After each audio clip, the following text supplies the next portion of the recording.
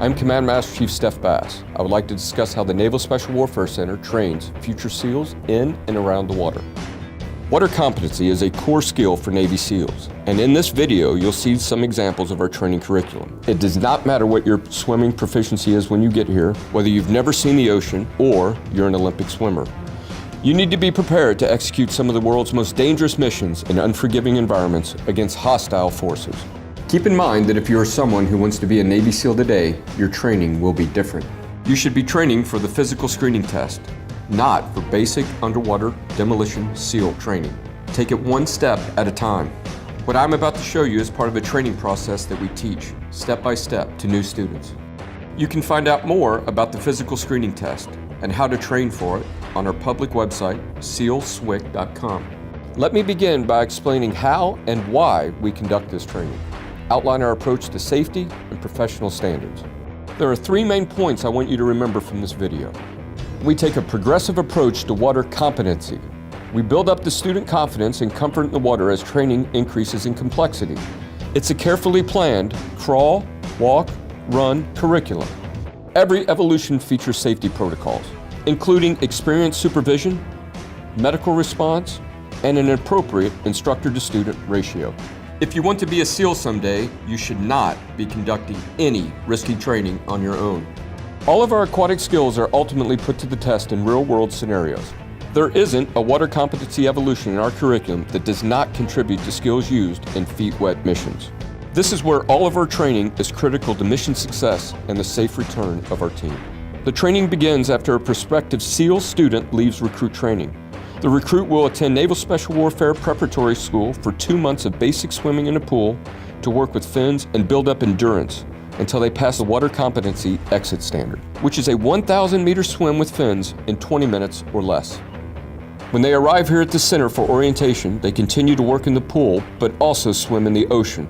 Examples of this include conditioning swims up to 2 miles in San Diego Bay, and just past the surf line right off our beach here at Buds.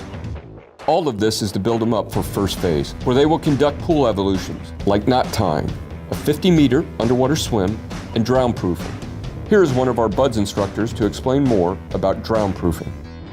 Drown proofing, like many of our evolutions, has a crawl, walk, run progression to it. First, we'll tie their feet. Then we tie their hands. Then we tie both feet and hands and ask them to perform a series of tasks in the water, such as bobbing, floating, traveling, mask retrieval, and flips. In the drown proofing evolution, there are several layers of safety. First, in the water, we have 1 to 5 instructor-to-student ratio. Each instructor is observing 5 students to make sure that they are confident and competent in the water. Above the water, we have safety observers. We have a dive medical officer, corpsmen equipped with life-saving equipment, and an emergency vehicle ready to take a student in distress to the nearest medical facility. Evolutions, such as drown proofing, have very real-world applications in many levels. The most obvious is if you find yourself in a real-world mission and you're tied up in line, bound up in equipment or kelp, it gives you the confidence to know that you've been in a situation like that before and you can resolve it and come home alive.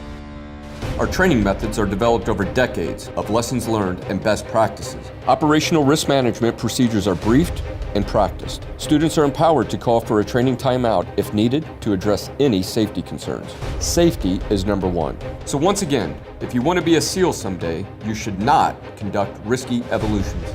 Just focus on passing the physical screening test.